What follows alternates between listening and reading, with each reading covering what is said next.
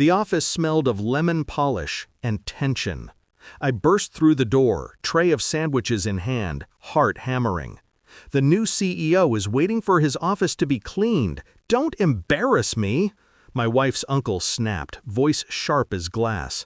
I froze, aware of the eyes tracing my every misstep. I had given my lunch away. A man in a janitor's uniform had appeared in the lobby, tired eyes and worn shoes. Something in the way he hesitated at the doorway made me pause, but my hunger, our routine hunger, made me step forward, hand him the sandwich. He smiled, quiet, polite, and left.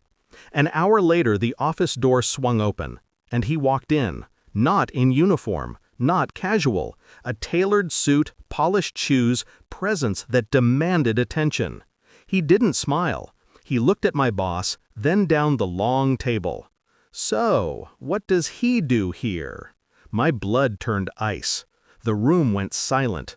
My hands gripped the edge of my desk. I replayed the moment in my head, step by step.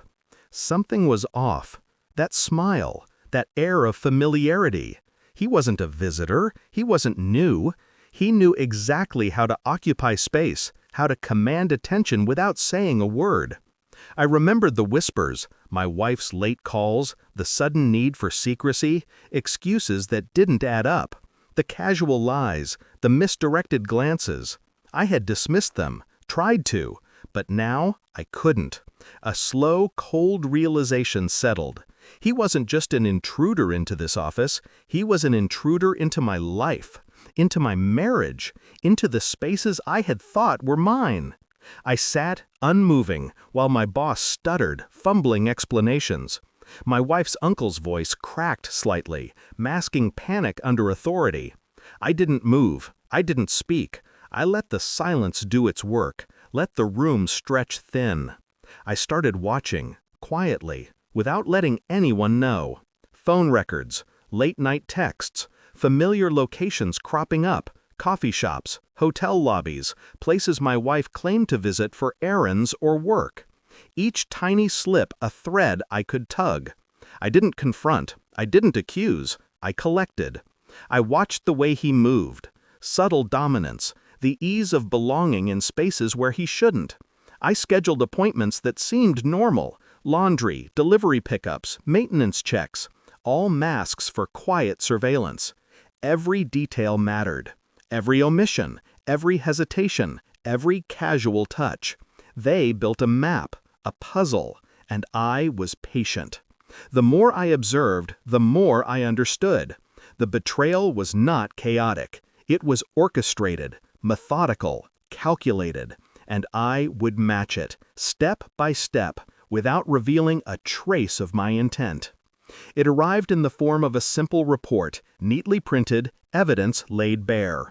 Dates, times, locations, meetings that weren't meetings. Pictures that confirmed the truth I had suspected but couldn't yet name aloud.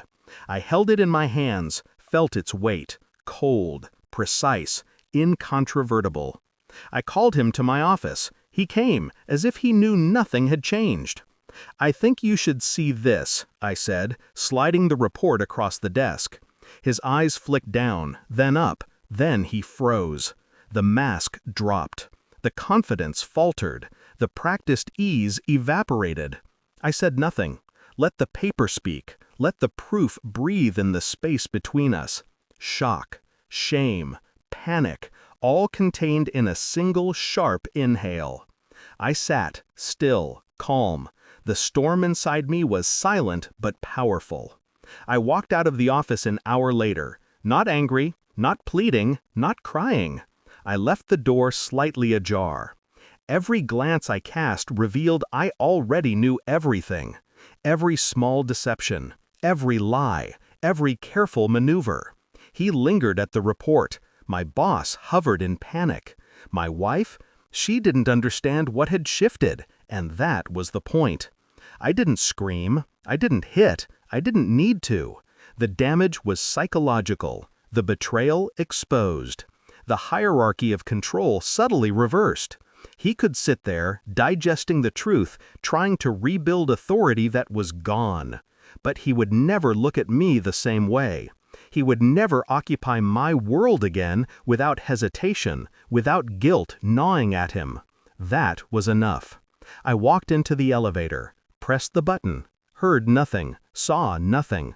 I didn't mourn, I didn't plead, I detached. The office, the betrayal, the deception, all distant, all irrelevant.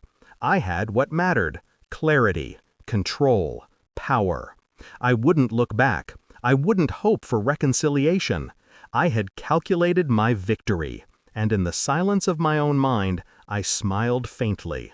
Cold, controlled, complete. The truth had been exposed, the betrayer humbled, and I had moved forward. I stepped out of the building. The world continued, but I was no longer the same, and I never would be.